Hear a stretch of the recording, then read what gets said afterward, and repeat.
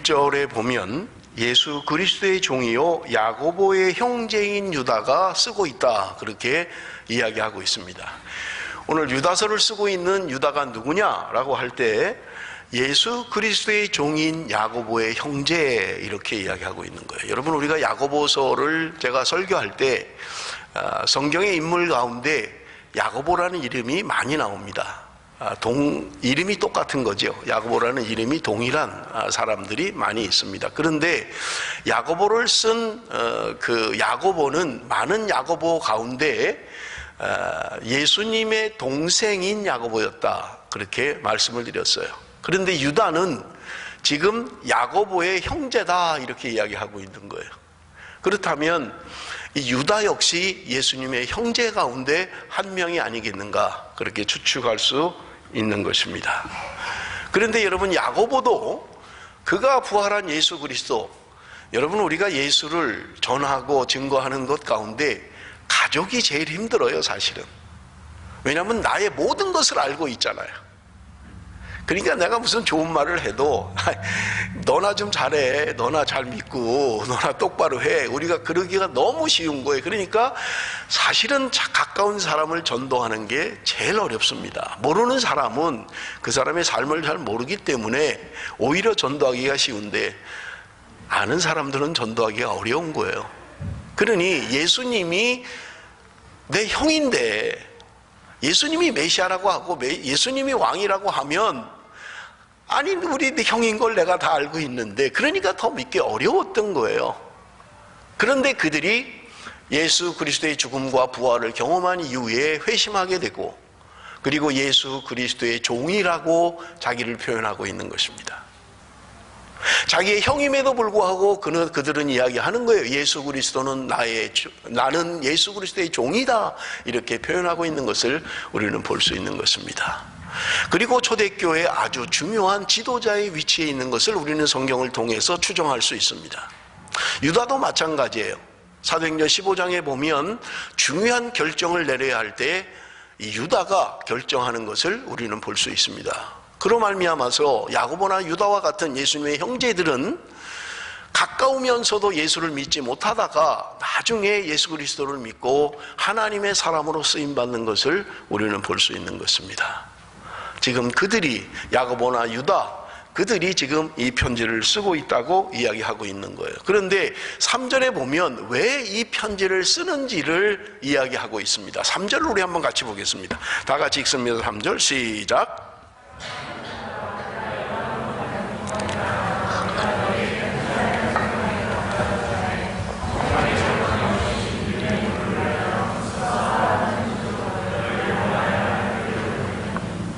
여기 보면 우리가 일반으로 받은 구원에 관하여 내가 너희에게 편지하려는 생각이 간절하던 차에 성도에게 단번에 주신 믿음의 도를 위하여 힘써 싸우라는 편지로 너희를 권하여야 할 필요를 느꼈다. 자, 이게 무슨 말입니까? 지금 일반적인 구원 받은 너희들을 향하여 내가 편지를 그렇지 않아도 좀 하려고 그랬는데, 뭔가 들려오는 소식이, 이상한 소식이 있어서 너희들에게 너희가 받은 단번에 주신 그 믿음, 그것을 위하여 힘써 싸우라고 내가 너희들에게 편지하려고 지금 편지를 쓰고 있다, 그런 이야기예요. 다른 말로 하면 너희들의 믿음에 관하여 내가 그렇지 않아도 편지를 좀 쓰려고 그랬는데 들려오는 소식이, 안 좋은 소식이 있어서 내가 너희들이 받은 단번에 얻은 그 구원, 믿음에 대하여 힘써 싸우라고 내가 이 편지를 쓸 필요를 느꼈다, 이렇게 이야기하고 있는 거예요. 그러면 여러분, 도대체 지금 우리가 정확하게 유다서는 어느 특정한 교회에 썼다라고 표현하고 있지 않아요. 물론 어떤 공동체에 쓴 것 같아요. 그게 교회인지 무엇인지는 모릅니다.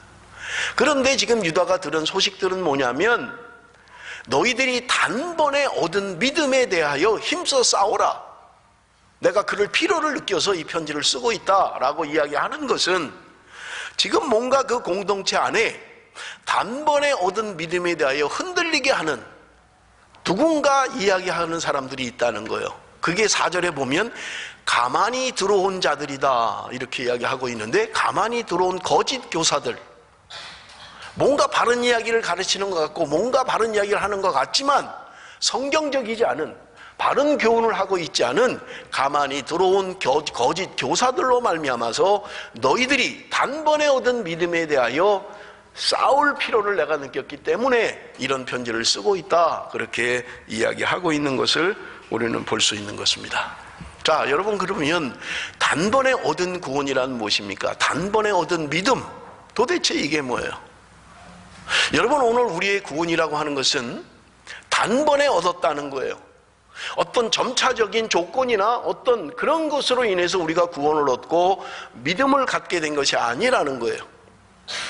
내가 오늘 믿음을 얻은 것, 내가 구원을 받은 것은 단번에 어느 순간에 이루어졌다는 거예요.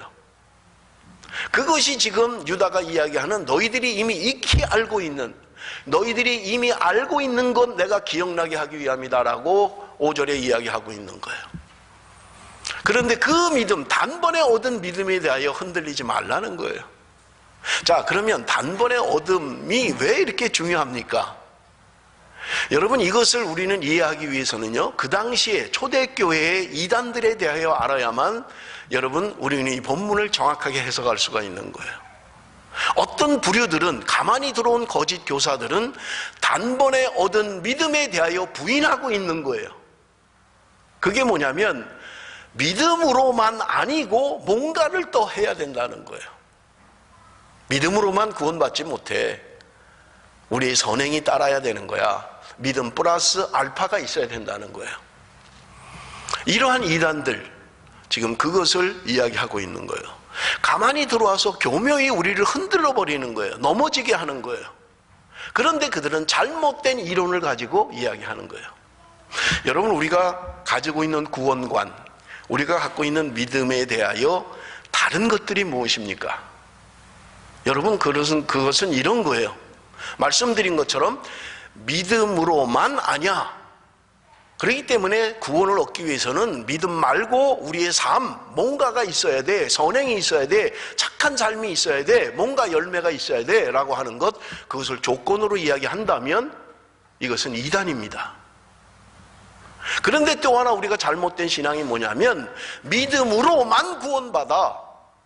삶은 관계없어. 내가 믿음으로 구원받으면 단번에 얻은 구원으로 말미암아 내가 무슨 짓을 해도 나는 천국에 갈 수 있어. 그렇기 때문에 내가 짓는 죄들은 상관없는 거야. 구원하고 관계없어 라고 이야기하는 것, 이것도 잘못된 것이라는 거예요.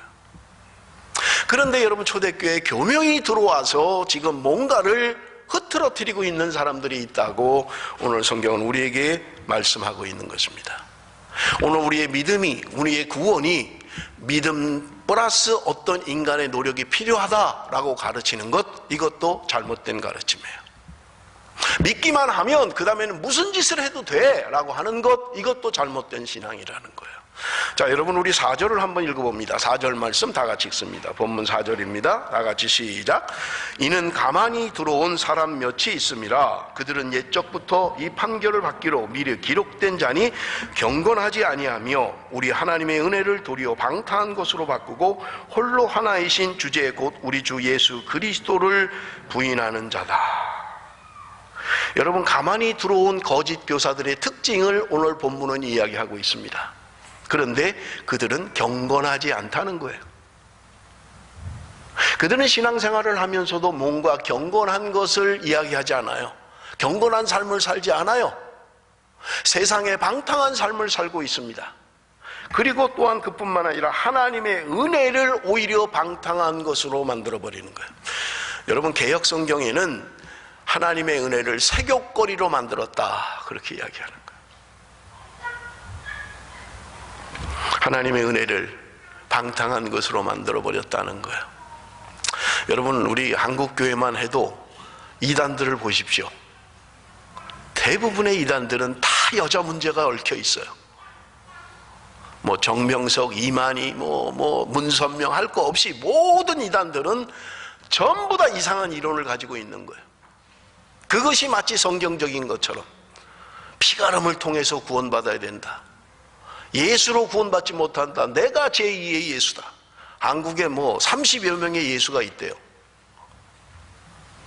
뭔가 비성경적인 것을 가르치고 뭔가 비성경적인 것을 이야기하는 거예요. 여러분, 성경은 우리에게 분명히 말씀합니다. 로마서 6장 10절에 그의 죽으심은 죄에 대하여 단번에 죽으심이다. 히브리서 7장 27절에 자신을 단번에 들이심으로 제사를 이루셨다. 히브리서 10장 10절에 예수 그리스도께서 자신의 몸을 단번에 들이심으로 말미암아 우리가 거룩함을 얻었다. 성경은 우리에게 말씀하고 있는 것입니다. 예수 그리스도의 죽으심으로 말미암아 오늘 우리가 단번에 구원함을 얻었고 죄사함을 얻었고 거룩함을 얻었다고 성경은 우리에게 말씀하고 있는 거예요. 뭔가 점진적인 것을 이야기하지 않아요. 여러분, 그렇다면 우리 구원이 얼마나 불안합니까? 내가 구원받는 거 아직도 뭔가를 해야만, 그리고 어떤 목적에 이르러야만, 어떤 커트라인에 도달을 해야만 구원을 얻는 것이라면 여러분 얼마나 불안하느냐고요. 그 목표에 도달할지 안 할지, 그 커트라인에 합격할지 안 할지 우리가 어떻게 알 수 있겠어요? 여러분, 우리가 제가 말씀을 준비하면서 초대교회 이단에 대하여, 이단의 특징에 대하여 올해가 가기 전에 한번 세미나를 해야 되겠다 하는 생각을 가졌습니다. 그래서 올해가 가기 전에 제가 초대교회 이단에 대한 세미나를 여러분 좀 하려고 합니다. 왜냐하면 초대교회 이단의 특징들을 보시면 여러분 확연하게 지금 일어나는 일들은 분별할 수 있어요. 여러분, 2000년 전에 일어난 사건들이고 이단들이지만 지금도 동일하게 일어나고 있다는 거예요. 여러분, 아주 기독교의 영향을 미쳤고 가장 그리스도인들을 힘들게 했던 이단이신다면 여러분, 우리는 알고 있는 것처럼 영지주의를 꼽을 수 있어요. 영적인 지식이 우리를 구원한다는 거예요. 그리고 우리의 육체는 영적인 것과 관계없다라고 하는 거예요. 육체와 영혼을 분리하는 거예요. 그래서 우리가 이 땅에서 몸으로 짓는 죄는 상관이 없다는 거예요. 우리는 영적으로만 정결하면 되고 육적으로는 상관없다는 거예요. 아주 무서운 이단이고요. 지금까지도 기독교에 뭔가 영적인 것을 강조하면서 육체적인 것을 무시하는, 그래서 우리 육체는 어떻게 해도 상관없다, 영적인 것만 강조하면 된다라고 하는 잘못된 이단 사상입니다. 제가 나중에 구체적으로 여러분들에게 특강을 통해서, 세미나를 통해서 다시 말씀을 드리겠습니다. 여러분, 몇 개의 특별한 이단들이 있지만 여러분 굉장히 영향력을 미쳤던 이단 가운데 몬타누스주의라는 게 있습니다. 몬타누스주의. 여러분, 이 몬타누스주의는요, 영적인 것을 강조하고 예언, 신유, 방언 이런 것을 강조하는 집단이었어요. 그러니까 초기에는 기독교에서 받아들였어요. 하나님의 능력으로 그들이 그렇게 한다라고 생각했던 거예요. 그런데 그들이 잘못된 길로 가기 시작하는 것은 말씀도 무시하고 오직 하나님이 우리에게 주시는 계시를 통하여 하나님의 뜻을 나타낸다, 성경을 무시하는 거예요. 교회의 모든 직분 다 무시해요. 목사도 필요 없고 다 필요 없다, 하나님의 예언을 받은 자의 말을 들어야 된다 라고 하는 혼탁한 잘못된 이단, 몬타누스주의입니다. 여러분, 그 외에도 에비온파, 말시온 이런 이단들이 있습니다만은 결정적으로 초기 기독교에 영향을 미쳤던 것은 영지주의와 몬타누스주의예요. 이상한 이론들이 교회 안에 들어와서 성도들을 유혹했던 거예요. 그리고 넘어졌던 것입니다. 그들은 동일하게 강조하는 것이 있는데 금욕을 강조합니다. 물론 분파주의가 안 돼 금욕적인 것과 세상의 타락으로 나가는 분파주의가 있습니다만은 대부분의 일하는 금욕을 강조해요.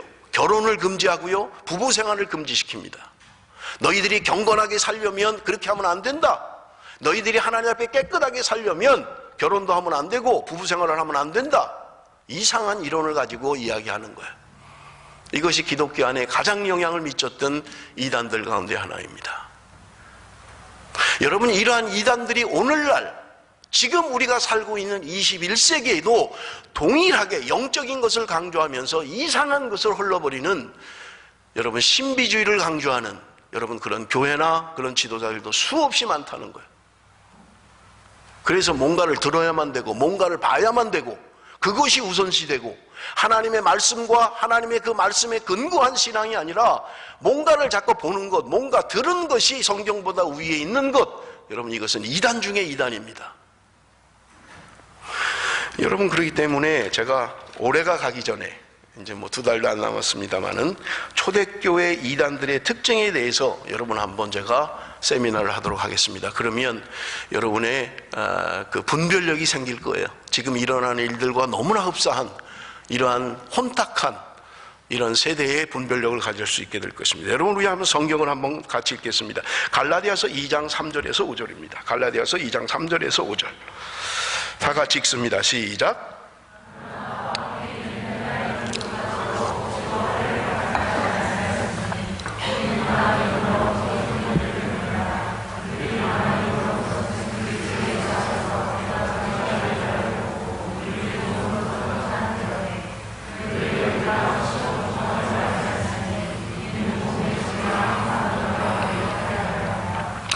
예수 그리스도 안에서 우리가 가진 자유를 엿보고 우리를 종으로 삼고자 함이로되 그들에게 우리가 한시도 복종하지 아니하였으니 이는 복음의 진리가 항상 너희 가운데 있게 하려 함이라. 여러분, 성경은 우리에게 분명히 말씀합니다. 예수 그리스도로 말미암아 우리가 자유함을 얻었다고 이야기하는 거예요. 진리를 알지니 진리가 너희를 자유케 하리라 요한복음에 말씀하고 있는 거예요. 그런데도 가만히 들어온 사람들은 뭔가 우리의 자유를 빼앗으려고 자꾸 하는 거예요. 아, 그건 잘못된 신앙이야. 그렇게 믿으면 안 돼. 그러면서 우리의 자유를 자꾸 뭔가 이상하게 얽매게 만드는 거예요. 그럼에도 불구하고 오늘 복음의 진리로 말미암아 우리가 항상 그 가운데 있다라고 이야기하는 것을 우리는 볼 수 있습니다.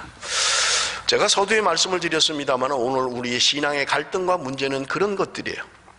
믿음으로만, 그러면서 삶은 마음대로 살아도 되는 것처럼 가르치는 것, 잘못된 것이라는 거예요. 아니야, 믿음만 아니야. 뭔가 믿음 플러스 알파 뭐가 있어야 돼. 뭔가 우리의 노력이 있어야 되고, 뭔가 우리가 좀 변화되고, 우리가 뭔가 좀 선한 행동을 해야 되고, 그래야만 우리가 온전한 구원을 얻을 수 있어 라고 하는 것도 잘못된 것이라고 말씀을 드렸어요. 여러분, 그런데 이러한 싸움, 이러한 잘못된 그들의 포커스가 어디입니까? 내가 구원받는다는 거예요. 내가 관심이에요. 내가 구원을 받느냐 못 받느냐, 내가 어떻게 해야 구원을 받느냐, 내가 중심이라는 말입니다. 여러분, 그런데 성경은 나에게 관심을 두고 있지 않아요. 내가 중요하지 않다는 말입니다. 여러분, 구원파들을 보세요. 이단인 구원파, 우리 한국에 있는 이단들 가운데 구원파들이요, 그들은 구원받았는데 왜 속죄에 대한 찬송을 부르냐? 그 잘못된 거라는 거예요. 이미 구원받았는데 왜 속죄 찬송을 자꾸 부르느냐? 왜 죄사함을 위하여 기도하느냐? 이미 우리 죄사함 받았다.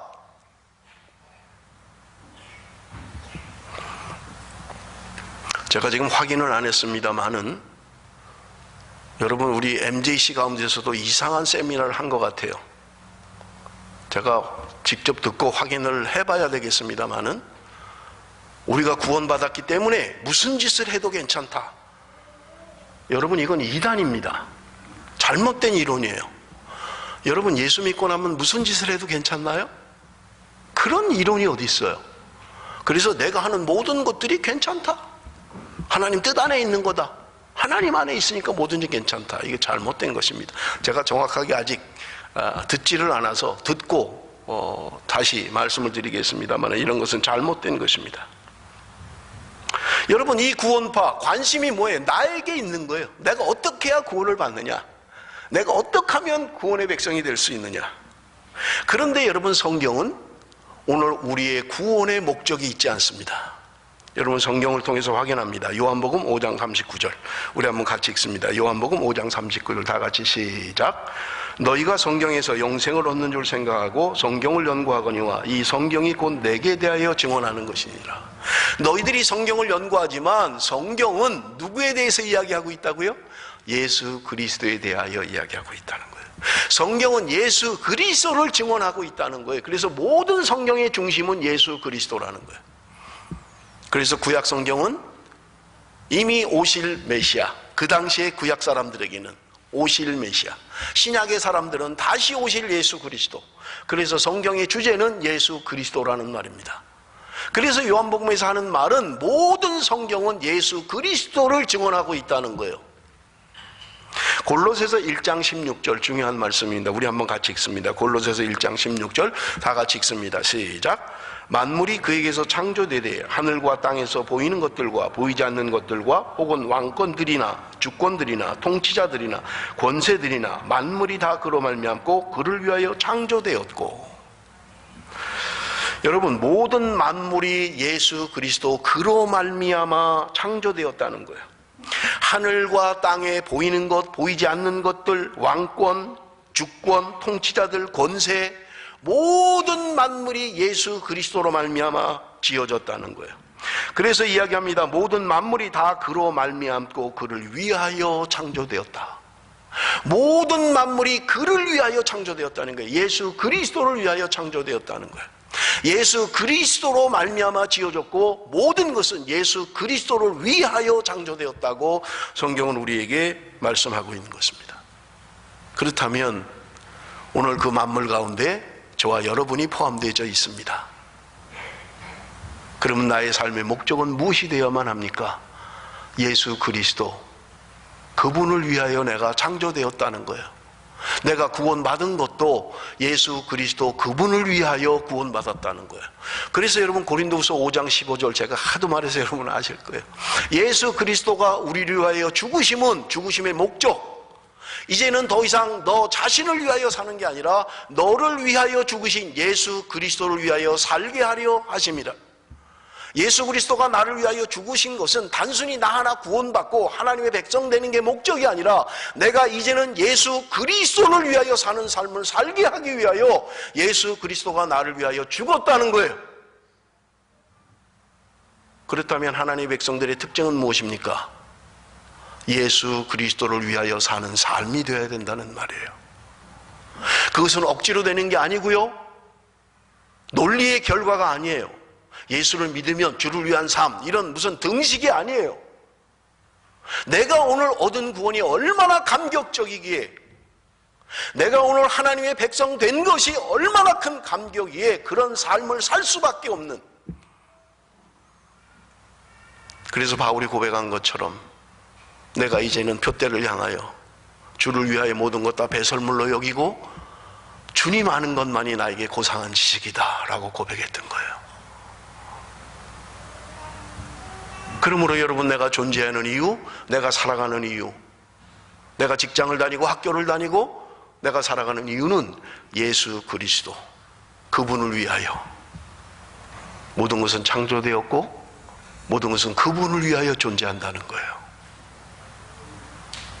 그래서 지난주에도 말씀드린 것처럼 모든 만물이 그분의 이름 앞에 무릎을 꿇는 날이 올 것이라는 거예요. 오늘 그리스도인들의 삶이라고 하는 것은 예수 그리스도 그분의 이름 앞에 무릎을 꿇는 것입니다. 그리고 그분이 나의 주가 되시며 나를 통치하고 다스리는 하나님의 사람으로서의 고백이 없으면, 그리고 그런 삶이 없다면 여러분, 나의 신앙은 뭔가 문제가 있는 거예요.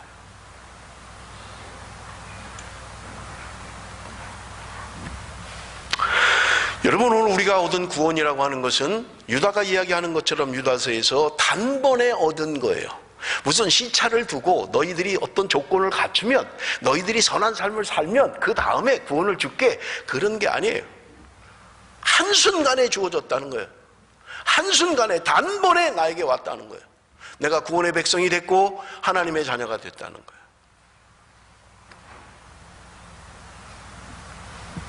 여러분, 에베소서 4장 11절 12절 우리 한번 같이 읽어봅니다. 에베소서 4장 11절 11절 12절 다 같이 시작. 그가 어떤 사람은 사도로, 어떤 사람은 선지자로, 어떤 사람은 복음 전하는 자로, 어떤 사람은 목사와 교사로 삼으셨으니 이는 성도를 온전하게 하여 봉사일을 하게 하며 그리스도의 몸을 세우려 하십니다. 은사에 대한 이야기를 하고 있어요. 하나님의 택한 백성들에게 은사를 주실 건데, 어떤 사람은 사도, 어떤 사람은 선지자, 어떤 사람은 복음 전하는 자, 어떤 사람은 목사와 교사로 주시겠다는 거예요. 그런데 그런 은사를 주신 목적, 왜 은사를 주었느냐라고 하는 거예요. 성도를 온전하게 하며 봉사일을 하게 하며 그리스도의 몸을 세우려 하십니다. 여러분, 오늘 내가 존재하는 이유, 하나님이 나를 구원하시고 하나님의 백성 삼으신 이유, 성도를 온전하게 하고 봉사일을 하며 그리스도의 몸을 세우는, 그리스도의 몸인 교회를 세우는데 하나님이 나를 사용하기 위하여 하나님이 나를 지으셨다고 말씀하고 있는 것을 우리는 볼 수 있는 것입니다. 여러분 5절로 다시 돌아갑니다. 본문 5절입니다. 너희가 본래 모든 사실을 알고 있으나 내가 너희로 다시 생각나게 하고자 하노라. 주께서 백성을 애굽에서 구원하여 내시고 후에 믿지 아니하는 자들을 멸하셨으며. 지금 유다는 이 공동체를 향하여 이야기합니다. 너희들이 알고 있는 거지만 다시 생각나게 하기 위해서 내가 이 편지를 쓰고 있다. 그렇게 이야기합니다. 알고 있는 것이 무엇입니까? 그들이 알고 있는 게 뭐예요? 단번에 얻은 믿음.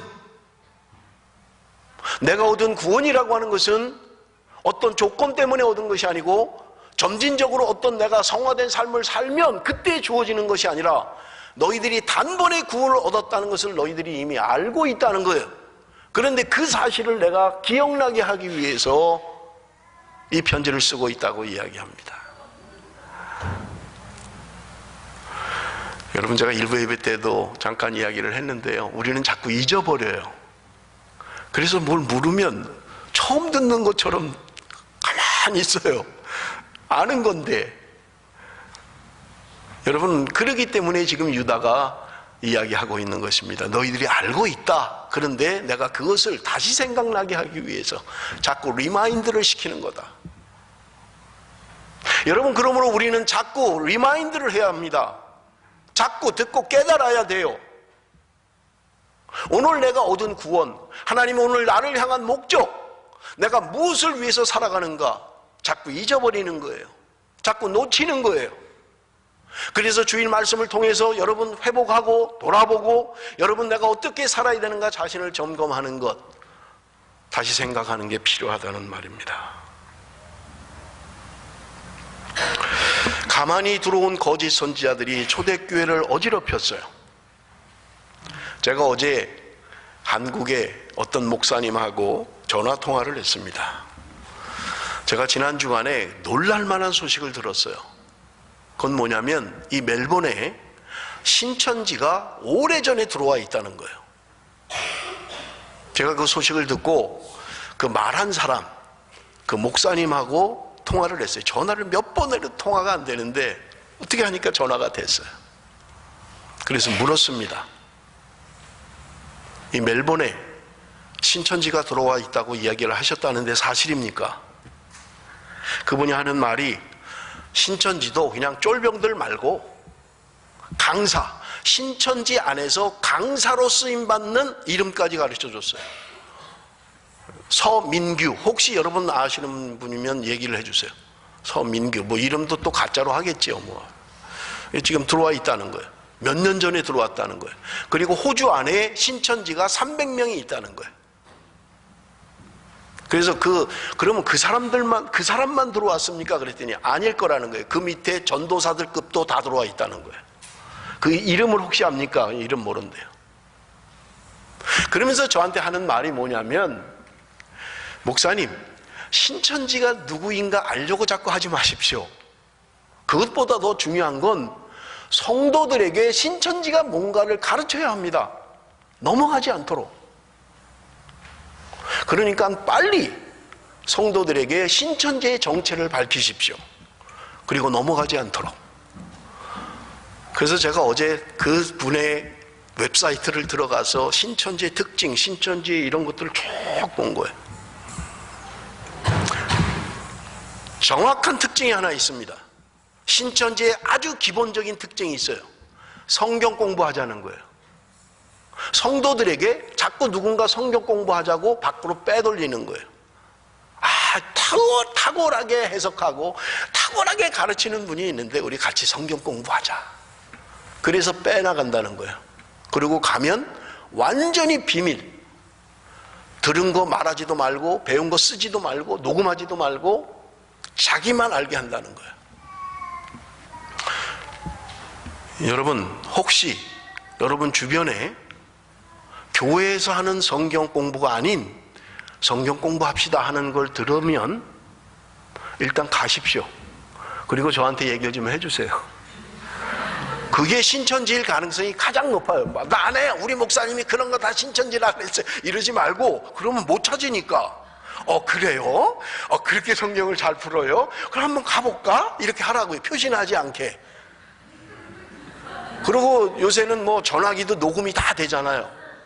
역으로 우리는 또 가서 그런 척하고 전화기 미리 연습을 하고 뭐를 누르면 녹음이 되는지 꺼내가지고 또 이렇게 하면 다 표시나니까 그냥 손 넣는 척하고 뭐 이렇게 딱 녹음 누르고 녹음을 하세요. 대화를 들으세요. 그리고 뭐 공부 자료가 있을 거 아니에요. 나 이거 가져가서 복습하겠다고, 나 이것 좀 달라고, 내가 가서 집에 가서 더 연구하겠다고. 그래서 좀 가져오십시오. 어디 있는지 어디서 활약하는지 알아야 돼요. 넘어가면 안 됩니다. 가장 기본적인 게 무슨 성경 공부하죠, 성경 공부방, 무슨 공부 카페, 뭐 이런 것들이 신천지에 제가 쭉 피해 보니까 가장 기본적인 거예요. 다 그렇게 유혹하는 거예요. 요새 교회 다 썩었다는 거예요. 요새 목사들 제대로 설교 안 한다는 거예요. 하나님 말씀 전하지 않는다는 거예요. 우리만 하나님 말씀 전하고 이것이 바른 메시지고, 그러니까 성경 공부해야 된다 이렇게 유혹한다는 거예요.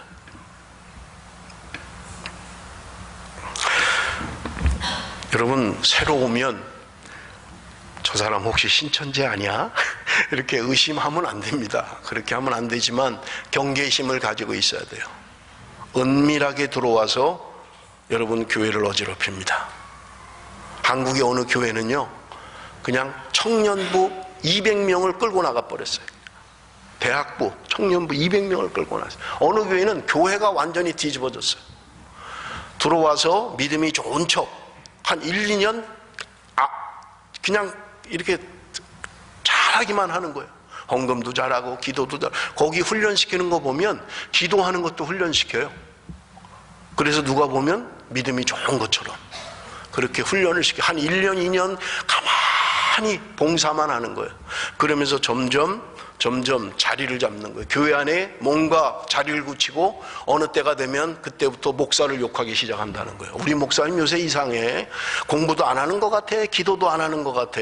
뭐 말씀이 영 시원찮어. 이러면서 교인들을 선동한다는 거예요. 대부분 100명 미만의 70명 요 정도의 교회들을 완전히 접수해버린다는 거예요. 그러면 성도들 그래? 그러면 이제 목사 내쫓고 신천지 사람 들여다 놓는다는 거예요. 완전히 교회를 접수해요. 조심해야만 합니다. 여러분, 성경 공부 아무데나 가서 하시면 안 돼. 일단 한 번은 그냥 가세요. 가서 위치를 알아놓으시고 누구누구 와 있는지 확인하시고 녹음을 가능하면 좀 하시고요. 거기 자료가 있으면 좀 달라고 하시고, 그래야 우리가 파악을 할 수 있으니까요. 여러분, 초대교회에도 거짓 교사들이 은밀하게 들어와서 믿음 생활 잘하는 사람들을 흔들어 놓는 거예요. 자꾸 어지럽게 하는 거예요. 여러분, 유다는 지금 이야기합니다. 너희들이 다시 생각나게 하기 위해서 내가 이 편지를 쓰고 있다. 그런데 그 다시 생각나게 하는 것이 무엇입니까?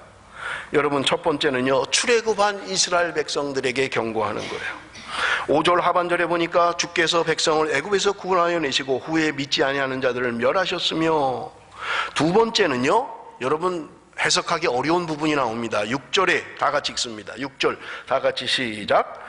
또 자기 지위를 지키지 아니하고 자기 처소를 떠난 천사들을 큰 날의 심판까지 영원한 결박으로 흑암에 가두셨으며, 여기 보면 자기 지위를 지키지 아니하고 자기 처소를 떠난 천사, 이게 해석하기 어려운 거예요. 이게 지금 어디에 나오는 무슨 말이냐는 거예요. 여러분, 성경에 나오는 말이 아닙니다. 여러분, 이 말은 에녹서라고 하는, 여러분 성경이 아닌 위경 가운데 하나인 에녹서에 나오는 말이에요. 타락한 천사에 대한 이야기예요.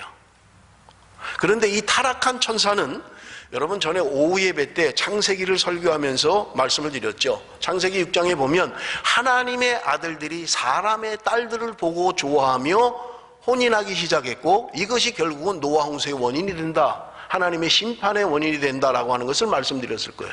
그때 제가 하나님의 아들을 어떻게 해석하는가를 세 가지로 이야기를 했어요. 그런데 그 중에 하나가 에녹서에 관한 이야기예요. 그 에녹서에는 타락한 천사가 사람의 딸들인 여자와 결탁해서 혼인을 하고 낳은 자녀들, 에녹서에 보면 뭐 잘못된 것이긴 하겠습니다만은 3m가 넘는 이런 자이언트를 낳았다는 거예요. 그들이 성경의 창세기에 보면 깡패들이 되고 그들이 완전 세상을 뒤집어 엎는 깡패들이 된다고 성경은 이야기하고 있는 것입니다. 이 타락한 천사에 대한 이야기가 에녹서에 기록되어져 있어요. 근데 유다는 지금 이 에녹서를 인용하면서 이야기하고 있는 것입니다. 너희들이 기억해야 할 것, 잊어버리지 말아야 할 것이 있는데 그것은 뭐냐? 타락한 천사에 대한 것들이라는 거예요. 그들이 결국은 영원한 결박으로 흑암에 가두셨다라고 하는 거예요. 그리고 세 번째는 무엇입니까? 세 번째는요, 소돔과 고모라 성에 대한 심판에 대한 이야기를 하고 있습니다.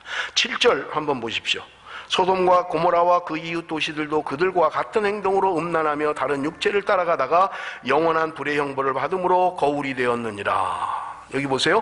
소돔과 고모라와 그 이웃 도시들도 그들과 같은 행동으로, 그들과 같은 행동, 누구와 같은 행동이었다는 거예요. 여러분 3절에 나오는 여러분 거짓 교사들, 4절에 표현하고 있는 거죠. 가만히 들어와서 신앙생활 잘하는 사람들을 어지럽히는 거짓 교사들과 같이 그들은 음란하고 육체를 따라갔고 그리고 결국 영원한 형벌을 받았다라고 하는 거예요. 제가 이것을 좀 자세히 여러분에게 설명을 좀 해야 되는데요. 여러분, 이러한 일들이 너희들에게 거울이 되었다는 거예요. 거울이 됐다는 게 무슨 말입니까? 여러분 왜 거울을 보십니까? 여러분 오늘 교회 예배 오면서 거울을 안 보시고 온 분이 있나요? 대부분 거울을 보지요. 저도 여기서 준비하고 있다 여기 나오기 전에 거울을 봅니다. 그리고 거기 빛도 갖다 놨어요.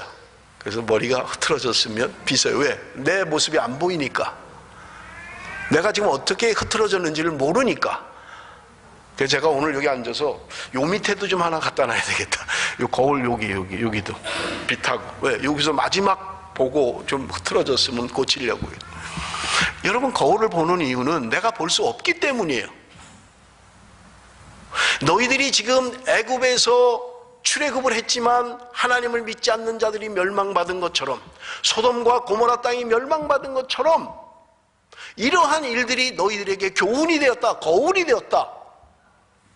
성경은 우리에게 이야기하는 것입니다. 내가 경험하진 않았지만 우리의 신앙의 선배들이 경험한 것을 통해서 돌아보고 너 자신을 돌이키라는 거예요. 이러한 잘못에 빠지지 않도록 인생의 거울로 삼으라고 말씀하고 있는 것을 볼 수 있습니다. 그런데 여러분 8절에 보면 뭐 또 다른 이상한 사람들을 이야기하는데요. 8절에 보면 꿈꾸는 자들을 이야기하고 있습니다. 여러분 8절 말씀 우리 한번 같이 읽겠습니다. 8절 다 같이 시작. 그러한데 꿈꾸는 이 사람들도 그와 같이 육체를 더럽히며 권위를 없인 여기며 영광을 비방하는도다. 여기 꿈꾸는 사람, 이 사람들도 잘못됐다는 거예요. 꿈꾸는 게 왜 잘못돼요? 여러분 이 꿈꾸는 자들이라는 말의 공동 번역은 제정신을 잃고 제정신을 잃은 사람들이라는 거예요. 두 번째 표준 세 번역에는요 몽상에 빠져 있는 사람, 이런 사람들이 꿈꾸는 사람들이라는 거예요. 다른 말로 하면 뭔가를 봤다, 뭔가를 들었다, 그래서 내 말을 들어야 돼, 하나님이 나에게 이런 꿈을 주셨어, 하나님이 나에게 이런 걸 보여주셨어 하며 이상한 신앙을 요청하는 거예요. 이상한 거 따라오게 하는 거예요. 조심하세요. 내가 당신을 위해서 기도하니까 하나님이 뭐 이상한 걸 보여주셨어, 그런 말 하는 사람을 반드시 저한테 얘기해야만 합니다. 그게 맞는지 틀리는지 어떻게 알아요? 그 사람이 본 게 맞는지 틀리는지 어떻게 확인할 건데요? 그냥 하나님이 보여줬다면 다 들어요? 제가 그렇게 해서는 안 되는 것을 성경에서 말씀을 드릴게요. 여러분 신명기 13장 1절에서 5절, 시간이 많이 가도 읽어야만 합니다. 신명기 13장 1절에서 5절 여러분 보십시오. 제가 읽을 테니까 여러분 눈으로 같이 따라 읽으시면 됩니다. 너희 중에 선지자나 꿈꾸는 자가 일어나서 이적과 기사를 내게 보이고 그가 내게 말한 그 이적과 기사가 이루어지고 너희가 알지 못하던 다른 신들을 우리가 따라 섬기자 말할지라도, 여러분 보세요, 내게 말한 그 이적과 기사가 이루어진다는 거예요. 너희가 알지 못하던 다른 신들을 우리가 따라 섬기자고 말할지라도, 그 사람이 말하는 기적과 이적이 진짜 일어나요. 그리고 다른 거 섬기자 이렇게 말한다는 거예요. 그런데 보세요. 너는 그 선지자나 꿈꾸는 자의 말을 청종하지 말라. 이는 너희 하나님 여호와께서 너희가 마음을 다하고 뜻을 다하여 너희의 하나님 여호와를 사랑하는 여부를 알려하사 너희를 시험하심이라. 하나님 우리를 시험하기 위해서 그러신다는 거예요. 그런데 누군가 내가 꿈을 꿨어, 뭘 들었어, 그리고 하나님이 당신에게 이렇게 행하실 거야, 실제로 막 일어나는 거예요. 실제로 이루어지는 거예요. 그래도 청종하지 말라는 거예요, 그들에게. 너희는 너희 하나님 여호와를 따르며 그를 경외하며 그의 명령을 지키며 그의 목소리를 청종하며 그를 섬기며 그를 의지하며 그런 선지자나 꿈꾸는 자는 죽이라. 이는 그가 너희에게 너희를 애굽 땅에서 인도해내시며 종되었던 집에서 속량하신 너희 하나님 여호와를 배반하게 하려 하며 너희 하나님 여호와께서 내게 행하라 명령하신 도에서 너를 꿰어내려고 말하였습니다. 너는 이같이 하여 너희 중에서 악을 제할지니라. 뭔가 말하면 이루어집니다. 이적과 기적이 나타나요. 그런데 그들의 말을 청종하지 말라는 거예요. 성경은 이야기합니다. 그러한 자들을 죽이라는 거예요. 거짓 선지자들이라는 거예요. 거짓 예언자들이라는 거예요. 뭔가를 봤다, 뭔가를 들었다 하며 거짓 예언하고 거짓으로 이야기하고 있는 것입니다. 그런데 그들이 말하는 게 실제로 나타나고 이루어지는 거예요. 그러니 넘어갈 수밖에 없는 거죠. 하나님의 말씀대로 하나님이 우리를 시험하고 있다는 거예요. 너희들이 정말 하나님을 사랑하는지 하나님이 시험하고 있다는 거예요. 꿈과 환상과 계시를 이야기하면서 이상한 신앙을 만들어버리는 게 신비주의의 신앙을 말하는 거예요. 여러분, 이러한 꿈꾸는 자들의 특징이 무엇입니까? 8절에 보면 그러한데 꿈꾸는 이 사람들도 그와 같이 육체를 더럽히며 권위를 없인 여기며 영광을 비방하는도다. 육체를 더럽히고 권위를 없인 여기고 영광을 비방하고 있다는 거예요. 아까 말씀드렸죠. 초대교회 몬타누스주의. 우리만 하나님의 음성을 듣는 거야. 하나님이 나에게만 말씀하셨어 라고 하면서 권위를 부정하는 거예요. 육체를 더럽힙니다. 괜찮아. 영적으로만 깨끗하면 돼. 육체는 상관없는 거야. 이단 중에 이단입니다. 하나님의 영광을 비방하는 거예요. 여러분, 우리 성경을 한번 좀 읽어봅니다. 9절 말씀 우리 같이 읽어봅니다. 여러분, 이거 해석하기 어려운 것들이 유다서에 있어요. 9절 한번 보십시다. 9절 다 같이 시작. 천사장 미가일이 모세의 시체에 관하여 마귀와 다투어 변론할 때 감히 비방하는 판결을 내리지 못하고 다만 말하되 주께서 너를 꾸짖으시기를 원하노라 하였거늘. 영광을 회방하는 자들이 있다라는 비유로 지금 이야기하고 있는 거예요. 그런데 미가엘이라고 하는 천사장과 마귀가 모세의 시체를 놓고 변론했다 이렇게 이야기하는 거예요. 성경에 이런 이야기 없잖아요. 그런데 유다서에 이야기하고 있는 거예요. 여러분, 이 이야기는 위경 가운데 하나인 모세의 언약서에 나오는 이야기입니다. 모세의 언약서에 이러한 이야기가 기록되어져 있어요. 그러면 여러분, 천사장 미가엘이 왜 마귀와 변론을 합니까? 왜 모세의 시체를 놓고 변론을 하고 있느냐 하는 거예요. 여러분, 열왕기하 18장에 보면 모세가 이스라엘 백성들이 전염병으로 뱀에게 막 물려서 다 죽고 막 이럴 때 하나님이 모세에게 말씀하시잖아요. 너는 구리로 놋뱀을 만들어서 장대에 달고 사람들이 보게 해라. 그러면 산다. 이렇게 했던 거예요. 그래서 모세가 하나님의 말씀대로 구리로 뱀을 만들고 나무 끝에다가 매달아서 든 거예요. 여러분, 하나님이 이 구리뱀을 보면 여러분 지금 뱀에 물린 사람들이 낫는다고 합니다. 여러분 보십시오. 보면 고쳐집니다. 보면 낫습니다. 해서 실제로 많은 사람들이 병을 고쳤던 거예요. 그러니까 이 사람들이 이 구리뱀 이것을 몇백 년 동안 우상시했던 거예요. 열왕기하 18장에 보면 히스기야 왕이 백성들이 이 구리뱀을 음란히 여겼다, 음란히 섬겼다는 거예요. 구리뱀 앞에 절하고, 구리뱀 앞에 구리뱀이 우리를 구원하고, 구리뱀이 우리 병을 고치고, 물론 그런 기적과 이적이 있었어요. 아까도 말씀드렸습니다마는 거짓 선지자들은, 꿈꾸는 자들은 기적과 이적을 베풀 수 있다고 이야기하는 거예요. 그래서 사람들을 현혹하는 거예요. 넘어지게 하는 거예요. 요한계시록에 보면 죽은 자를 살리는 기적을 적그리스도가 베풀 거라는 거예요, 마지막 때에는. 그래서 수많은 사람들이 그걸 따라간다는 거예요. 여러분, 오늘 죽은 자를 살리는 기적을 베푼다고 가정을 해보십시오. 요즘은 매스미디어가 발달했잖아요. 온 중계방송이 다 하고요. 전 세계 방송이 지금 죽은 자를 살리는 기적을 여러분 한번 온 세계가 본다고 가정을 해보십시오. 그 사람이 하는 말이 얼마나 대단한 영향력을 미치겠어요. 죽은 자를 살리는데. 그런데 성경은 이야기하는 거예요. 적그리스도라는 거예요. 따라가면 안 된다는 거예요. 그런데 오늘 우리의 신앙이 견고하지 않으니까 이러한 것들 때문에 자꾸 흔들리는 거예요. 혹시 그런가? 혹시 저기에 뭐가 있는가? 저기 가면 뭔가 좀 특별한 게 있는가? 여러분, 흔들린다는 거예요. 여러분, 지금 왜 모세의 시체를 가지고 천사장 미갈과 마귀가 변론했다고 이야기합니까?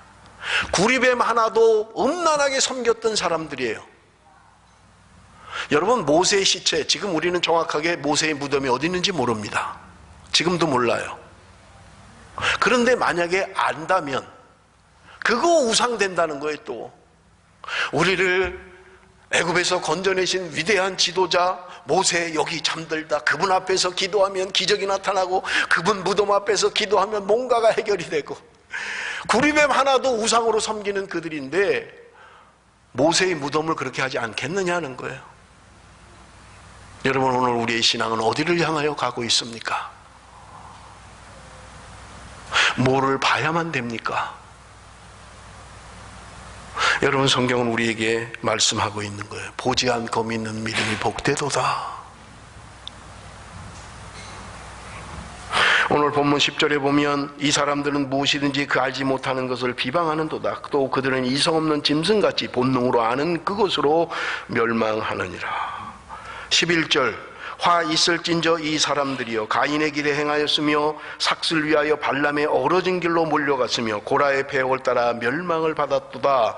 여러분, 다 설명 안 해도 아시겠죠? 가인의 길로 갔다, 발람의 어그러진 길로 갔다, 고라의 패역한 길로 갔다. 성경은 이야기하고 있는 것입니다. 오늘 우리 안에 이러한 불순종은 없는지, 패역한 자들과 같이 영적인 교만이 들어서 비방하고 권위를 무시하고 그렇게 살아가고 있는 것은 아닌지 말씀을 맺으려고 합니다. 유다서 24장 25절, 참된 꿈이 무엇인지, 오늘 우리의 소망이 무엇인지를 말씀하고 있습니다. 유다서 24, 25절 다 같이 읽습니다. 시작. 능히 너희를 보호하사 거침이 없게 하시고 너희로 그 영광 앞에 흠이 없이 기쁨으로 서게 하시리. 곧 우리 구주 홀로 하나이신 하나님께 우리 주 예수 그리스도로 말미암아 영광과 위엄과 권력과 권세가 영원전부터 이제와 영원토록 있을지어다. 아멘. 유다서는 이렇게 결론을 맺고 있는 것입니다. 그 영광 앞에 흠이 없이 기쁨으로 서게 하시리. 하나님이 오늘 하나님의 백성 삼으시고 오늘 우리를 통하여 하나님 앞에 설 때에 흠이 없이 기쁨으로 설 수 있게 하기 위해서 하나님이 오늘 저와 여러분을 부르시고 오늘도 우리와 함께 하신 하나님이라고 말씀하고 있는 것입니다. 사랑하는 성도 여러분, 우리가 주님 앞에 서는 날 여러분 기쁨으로 설 수 있도록 주님이 나를 맞이하실 때 착하고 충성된 종아 수고했다. 네가 한평생 살면서 나를 위하여 수많은 고난을 겪고 어려움을 겪고 비방을 받으면서 그래도 나를 배반하지 않았구나. 착하고 충성된 종아. 여러분, 그 한마디를 들을 수만 있다면 주님은 오늘도 우리를 흠이 없는 기쁨의 사람으로 서게 하기 위해서 오늘도 우리와 함께 계시고 하나님의 은혜 가운데 살도록 하시는 분입니다. 오늘 우리가 주님의 그 은혜 때문에, 하나님의 그 사랑 때문에 우리의 삶은 억지로 하는 것이 아니라, 뭔가 바닷김에 대가를 치르기 위해 사는 것이 아니라, 하나님께 받은 그 은혜와 그 사랑이 너무 커서 경건하지 아니하고 세상의 육체를 따라가는 그런 신앙이 아니라, 오늘도 하나님과 함께하는 그 기쁨의 삶, 하나님 오늘 저와 여러분에게 그것을 원하시고 계신 것입니다. 기도하겠습니다.